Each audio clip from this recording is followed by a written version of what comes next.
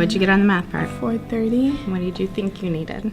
I don't know. My teacher told me 420. Really? Oh my God! Stop! Really? Yes, you did it. Good job. I don't know why I'm crying.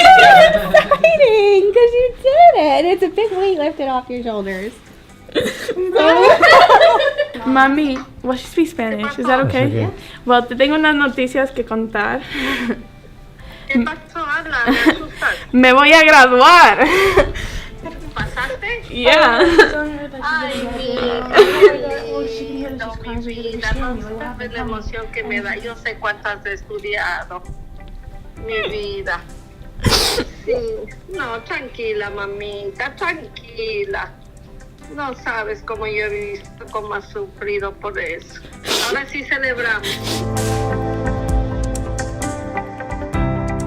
Khan Academy helped me, and everything I practiced on Khan was on the test. So really, if you want to pass, do your Khan. Even if you don't want to, get those 30 minutes up because you will pass. Trust me, I really worked hard. So yeah. So thank you, Khan Academy, you guys, for providing the tools that I needed to pass. I really appreciate you guys.